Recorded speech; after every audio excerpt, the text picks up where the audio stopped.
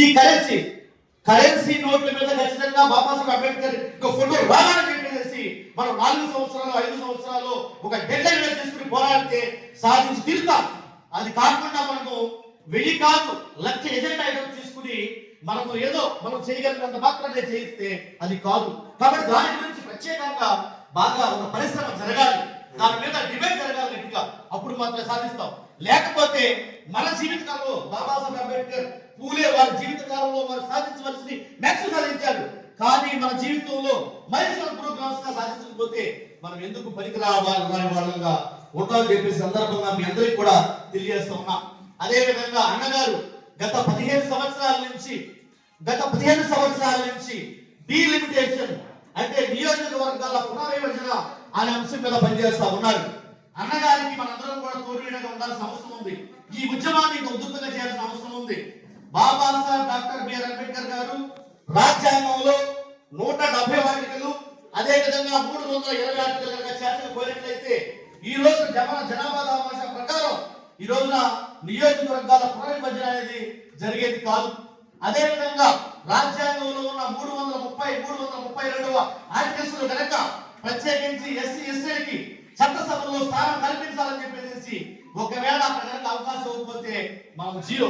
అయితే ఈ ఉద్యమం కూడా అన్నగారు ఉదాహరణ వేసుకున్నారు కాబట్టి ఖచ్చితంగా ఇక్కడ సమాజంలో చూస్తా ఉంటే అందరూ సమానమే, అంతా బాగా జరుగుతుంది, చాలా బాగా బ్రతుకుతుందా అనిపిస్తా ఉంటుంది.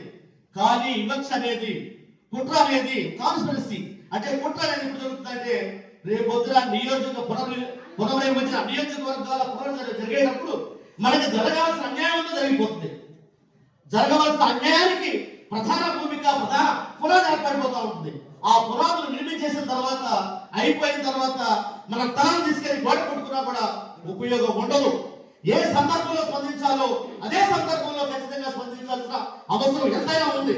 ఈ రోజున ఎక్కువ శాతం ఈ బహుజనులు చేసే ఉద్యమాలు ఏ విధంగా ఉన్నాయంటే నేల విడిచి స్టాప్ చేసినట్లుగా ఉన్నాయి.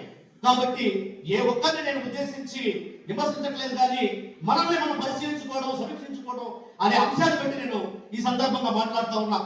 ఈ సందర్భంగా ఎవరైతే నువ్వు చేస్తున్నారో సీరియస్ గా సిన్సియర్ గా తీసుకుని మన జీవిత కాలంలో ఏదైతే బాబాసాహెబ్ డాక్టర్ బిఆర్ అంబేద్కర్ గారు బహుజన పితామహులు మాతామహులు సాధించలేని అంశాలు కొన్ని ఉన్నాయో అంటే వారు సాధించలేక ఎబిలిటీ లేక కాదు, వారి జీవిత కాలం సరిపోక. కాబట్టి వారు ఏవైతే హక్కులు అవకాశాలు కల్పించారో వాటిని పరిరక్షించుకుంటూ ఏవైతే వారి జీవిత కాలంలో సాధించలేకపోయి ఉన్నారో వాటిని సాధించుకోవడం కోసం మన జీవితాన్ని ఖర్చు చేయాలని చెప్పేసి ఈ సందర్భంగా తెలియజేసుకుంటా ఉన్నాం. అదే విధంగా అనేక సందర్భాల్లో మనం మాట్లాడుతూ ఉంటాం. 1932 పూనా బ్యాక్ సెప్టెంబర్ 24వ తారీఖున బాబాసాహెబ్ అంబేద్కర్ బ్లాక్ మెయిల్ చేసి ఏదైతే వారు తెచ్చుకున్న కమ్యూనల్ అవార్డు ఉందో అంటే ద్వంద్వ నియోజకవర్గం సంబంధించిన అవార్డు ఏదైతే ఉందో అటువంటి అవార్డుని రద్దు చేసి ఇక్కడ పూనా బ్యాక్ తీసుకొచ్చి మనం అన్యాయం చేశారు. అన్యాయం అనేది ఇక్కడ కనిపిస్తా ఉంటుంది. ఫర్ ఎగ్జాంపుల్ నేను షెడ్యూల్ ట్రైబ్ అనే కాదు, ఒకవేళ మీరు షెడ్యూల్ ట్రైబ్ గురించి ఒకసారి ఆలోచించినట్లయితే ఆంధ్రప్రదేశ్ 40 లక్షల మంది జనాభా ఉంటే 20 లక్షల మంది ఏజెన్సీ ప్రాంతంలో ఉంటే అక్కడ అసెంబ్లీ స్థానాలు 7 ఉన్నాయి. మరి ఈ బహిరంగ ప్రాంతంలో ఉన్న 20 లక్షల మందికి ఒక ఎస్టీ ఎమ్మెల్యే సీటు కానీ అదే విధంగా ఎమ్మెల్సీలో రిజర్వేషన్ లేదు కాబట్టి, రాజ్యసభలో రిజర్వేషన్ లేదు కాబట్టి ఆ ఆలోచన చేసే పరిస్థితి ఉండదు. ఒకవేళ బాబాసాహెబ్ ఆ రోజున తెచ్చిన కమ్యూనల్ అవార్డు అనేది మనకుంటే పూనా బ్యాక్ అనే కుట్రధారిత ఒప్పందం కనుక ఈ దేశంలో జరగకపోయినట్లయితే ఈ రోజున మనకి ద్వంద్వ నియోజకవర్గాలు ఫర్ ఎగ్జాంపుల్ ఏలూరులో 2 ఎమ్మెల్యేలు ఉండేవాళ్ళు, చుట్టుపక్కల ఒక 4 నియోజకవర్గాలు కలిపి ఎస్సీ ఎస్టీలు మాత్రమే ఓటు చేసే అవకాశం ఉన్న ఒక ఎమ్మెల్యే గారు ఉంటే ఉప ఎమ్మెల్యేలు గారు జనరల్ గా ఉంటారు. అది కమ్యూనల్ అవార్డు అంటే.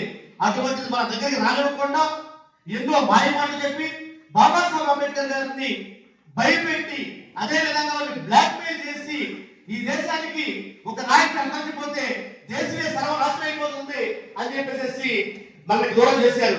ఈ అంశాన్ని ఆలోచించాల్సిన అవసరం ఉంది. కాబట్టి మనము ఆ కమ్యూనల్ అవార్డు కోసం మళ్ళా ప్రయత్నం చేయాల్సిన అవసరం ఉంది. అదే విధంగా ప్రియమైన మిత్రులారా, మరొక అంశం అన్నగారు బలమైన అంశాలు తీసుకున్నారు. అది ప్రైవేట్ రంగాల్లో రిజర్వేషన్స్.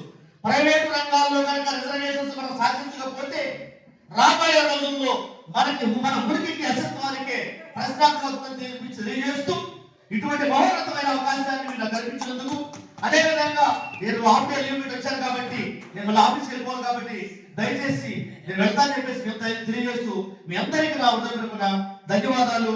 జై భీమ్ జై భారత్. జై భీమ్ జై భారత్. Thank you.